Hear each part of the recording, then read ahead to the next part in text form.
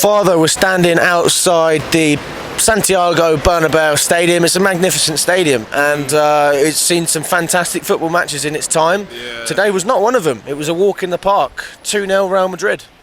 Absolutely, man. And you know what the best part is about today is that this is probably going to be the last time that we're going to be here seeing that view from the outside the way in, because it's literally almost final nail in the coffin for us this season. And Do you mean Champions League when you say that? Basically, this is going to be like final straw for the Champions League for us this season, and we're not going to get any European football at least for the next couple of years now. And you know what, guys? After the full time, I'll literally just have a look on the pitch just to enjoy the view for a bit, and have a bit of one last time. And the performance itself on the pitch is kind of like almost the same crap every week. First 20 minutes we dominate that game. Felix had half chance in that first half. It could have been a 1-0 up, but when you literally taking those chances, you have to take it big time. And I feel like it's a mistake that we've done today, and we don't even capitalize it. Look what happened. We got punished by Real Madrid. We looked so static afterwards, and it kind of like in the midfield we lost that battle to Kroos and Luka Modric, even though they didn't have Casemiro in that line, but they still got a wonderful talent in that pitch. Even Valverde was really good as well. So it's literally hard for us to get that front line to get going, because our midfield moving kind of a bit slow, you know.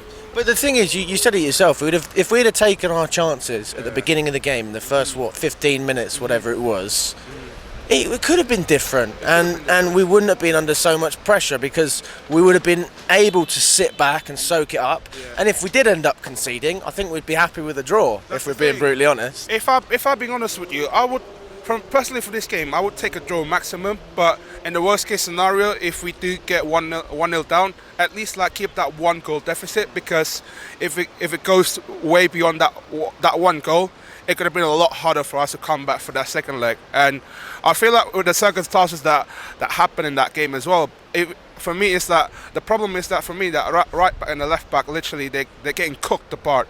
Even Rodrigo, Vinicius, literally they cook Reece James and Ben Chilwell big time. I think that's one of the worst games I've ever seen from Reece James in the Chelsea shirt. Absolutely. And I just think for me, my problem is with Reece James is that I think he hasn't been looked the same, in my opinion, last cup. He hasn't been looked the same. For me, the problem is that since he come back from that injury, he hasn't been that same player that we normally know him to do. Because I feel like that hard hamstring injury could have been a career ending for him. And I feel like the circumstances that we're going to be facing right now is that, let's say if we get knocked out, the worst case scenario, and we get that safety 40-point mark, I would keep Reece James for the rest off the pitch for the rest of the season and take that surgery and get his confidence back, because at the moment he's getting a lot worse than before. Well, it's not just his body, it's the confidence, as you said. And I mean, it's hard enough to play when you're fully fit, but you're not confident. Imagine having both of those problems. Yeah, that's my issue about him. And the thing is, off the pitch, like, the best thing that he can do, like, take that surgery. You can have like 2 months off, and then when you come back and then recuperate, trying to get recovery for his full potential, he'll be the player that we used to know. But at the moment, like I said, Alex, it's going to get worse and worse for him, and his confidence is going to get even lower once we get knocked out by next week.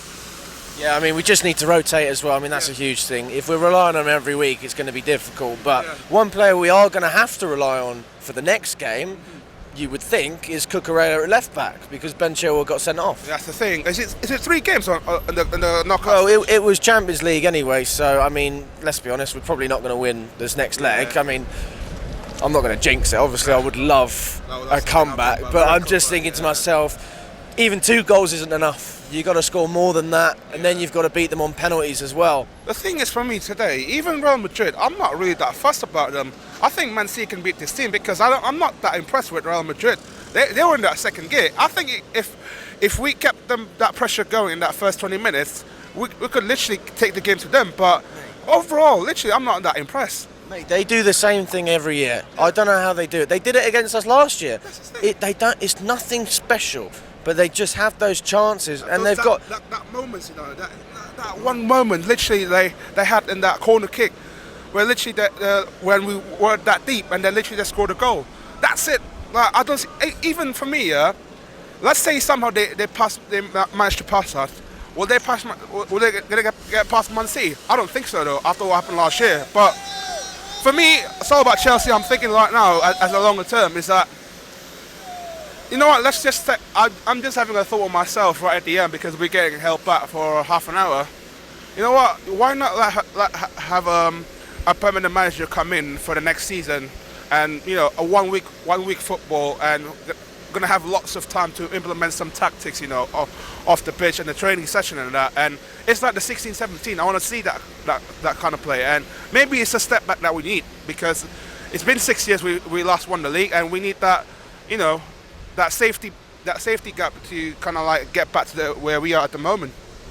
I know what you're saying, to be fair, but this is the thing. This is where I'm struggling, because let's just take Luis Enrique for example. I'm hearing a lot about us negotiating with him or speaking with him. Well, mostly Enrique, from what I've heard, right? But I know that he wants to have full control over the transfer window. He wants a number of things. These are just rumours, but they're probably true as well. It's a difficult job. You know, you want to make sure that it's as easy as possible for yourself by having control. But if you're not able to get to know the squad, how can the new manager be given the license to make those decisions? This is where it would make sense to have a permanent manager in right now, so that he can see the players that aren't performing, and if he thinks he can improve them, great. And if he doesn't, bye-bye in the summer. Again, you said it correctly there, because I was having a think as well. Why did we get a permanent manager down? You know what? Let's not disrespect Frank Lampard here. I think, for me, he's one of the greatest players of all time here. Absolutely, 211 goals. But I think the manager-wise, I think it's just that I think it's just too big for him to go to the gap to be Chelsea manager at the moment. And it's a PR stunt at the end of the day by the board, and the decision making off the pitch from the board perspective, it's kind of been sums up the way that we performance this season, and it's literally like everything is literally in the mess. It's in their hands now, and what are they going to do this summer? You know, like you said, Nagelsmann and Enrique. I've heard chatting about rumours about Pochettino as well, let alone Mourinho. And do you think that they're going to come quickly into this kind of mess right now to fix the squad? Well, I mean, I think managers like Mourinho probably could more so, but you got to spend even more money, and we're not in a position to do that with FFP. FFP watching us on again. We've got literally, if we messed out the season, no European football for next season, FFP will be on our case, unless we sell our homegrown players in our team. That's the sacrifice we're going to take. And I see the chatter a lot the last couple of hours about Mason Mount going to Liverpool. At the moment, I just think he's gone at the moment, man. I know a lot of people kind of love him because he's a proper Chelsea through and through. I think his mind is somewhere else at the moment, and literally what happened this season, he's not getting his confidence back. You know, it's been awful this season as well, and it's not going to get any better for him. And well, I mean, he's got a manager who has more faith in him than Potter does, that's for sure. So hopefully he'll get more minutes, and maybe, you know, he can bounce back with a couple of goals and assists. That's something, right? That's something as well. But at the moment, it's unlikely he's going to bet in that starting lineup straight away. And my issue as well, like you said, if the board gets in Enrique, will he be in that lineup for next season? So we'll find out, won't we? Like, we've got 90 minutes left in the second leg, and then, you know what? Let's have a bit of confidence, because I feel like this is the fourth game in a row that we haven't scored a goal. If you know that, fourth game in a row. Surprise. That's even insane stat though for 30. It's literally since 1993, 30 years ago. So it's literally the worst record that we've had so far since that season.